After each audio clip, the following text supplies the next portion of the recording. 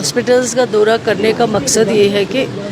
Patient care बेहतर से बेहतर हो सके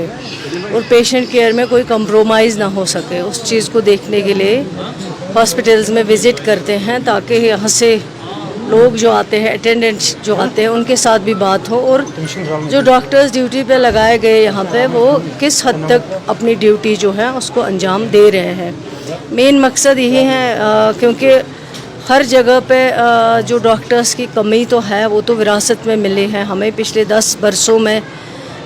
जो कमियां थी, वैकेंसीज़ थी, वो वैसे की वैसी हैं, लेकिन जब से ये सरकार बनी है जिसकी क़यादत उमर अब्दुल्ला साहब कर रहे हैं, कम से कम 500 नए डॉक्टर्स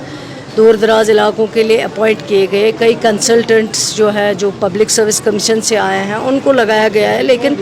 उसके बावजूद आपका इंफ्रास्ट्रक्चर बड़ा हुआ है, एम्स बन गए हैं, डॉक्टर्स की कमी तो है। आप जहाँ जिस हॉस्पिटल की बात करें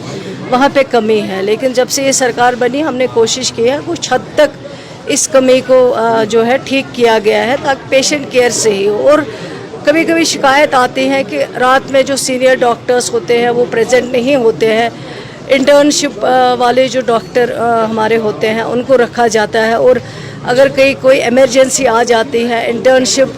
का जो स्टूडेंट होता है उसकी अभी स्टार्टिंग होती हैं, वो सीनियर नहीं होते हैं, उनकी अभी ट्रेनिंग ही चल रही होती है, तभी सीनियर डॉक्टर्स का रात में रहना बहुत ज़रूरी है ताकि पेशेंट केयर में कोई लापरवाही ना हो सके। अगर इमरजेंसी में कोई एडमिट होने आए या उसका इलाज इमीडिएटली चाहिए, सीनियर डॉक्टर प्रेजेंट हो और वो टाइम पे उसकी मदद कर सके। मेन मकसद यही है। मैम, क्या हम देखें आने वाले दिनों में मेजर ट्रांसफ़र हो जाएंगे, डॉक्टर रिशफल हो जाएगा डॉक्टर्स का पूरे वादी में? नहीं, देखिए ट्रांसफ़र तो एक रूटीन मैटर है, वो कोई नई चीज़ नहीं है, क्योंकि जैसे अभी मैं देख रही हूँ कुछ हॉस्पिटल्स में 10-10 साल से लोग बैठे हैं, 12-12 साल से बैठे हैं,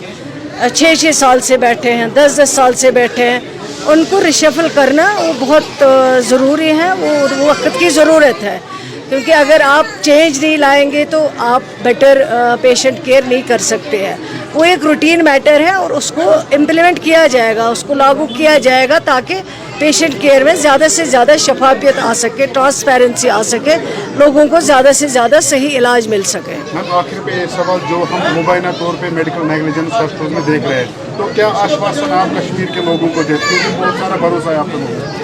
देखिए, मैं यही कहूँगी कि बचाने वाला अल्लाह ताला होता है, लेकिन लोगों की उम्मीद उसके बाद डॉक्टर के ऊपर होती है। वो समझते हैं कि जब हम जाएंगे हॉस्पिटल में और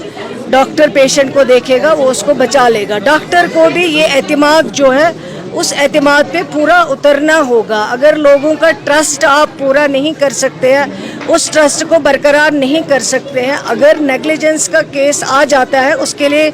बाज़ाब्ता इंक्वायरी की जाती है, पहले भी हुई है, और उसके लिए भी बाज़ाब्ता कानून है, और उस कानून के ज़रिए जो है उन जो भी ज़िम्मेवार होंगे उन ज़िम्मेवारों के ख़िलाफ़ कार्रवाई होती है। पहले भी कई कार्रवाई हुई है, लेकिन अगर नेग्लिजेंस केस कहीं पे आता है उसके लिए ज़रूर अपना लॉ है, अपना रूल है, और उस रूल के मुताबिक जो है कार्रवाई की जाएगी, चाहे कौन सा कितना भी बड़ा कोई क्यों ना हो, उसको छोड़ा नहीं जाएगा अगर कहीं पे भी नेग्लिजेंस की कंप्लेंट जो है दर्ज की जाएगी। मैम, कल भी एक रिपोर्ट सामने आई कोर्ट में, इलाहाबाद हाई कोर्ट में जज ने ये बताया कि पेशेंट के लिए प्राइवेट हॉस्पिटल्स के लिए पेशेंट ATM होता है, तो प्राइवेट हॉस्पिटल्स के लिए यहाँ पे रेगुलेशन क्या रहेगी, उनके खिलाफ क्या कार्रवाई होगी जो ओवर चार्ज करते हैं? नहीं, देखिए प्राइवेट हॉस्पिटल वैसे भी कम है, हमारे गवर्नमेंट हॉस्पिटल उससे कई गुना ज़्यादा अच्छे हैं। आपके पास इक्विपमेंट्स बेहतर होते हैं, प्राइवेट में नहीं इतने ज़्यादा होते। आपके पास डॉक्टर्स अच्छे टैलेंटेड होते हैं और जो अच्छे इंटेलिजेंट होते हैं, काम करने वाले होते हैं, लेकिन अब अगर कभी यही डॉक्टर्स लोगों को मजबूर करेंगे प्राइवेट जाने के लिए, तब लोग भी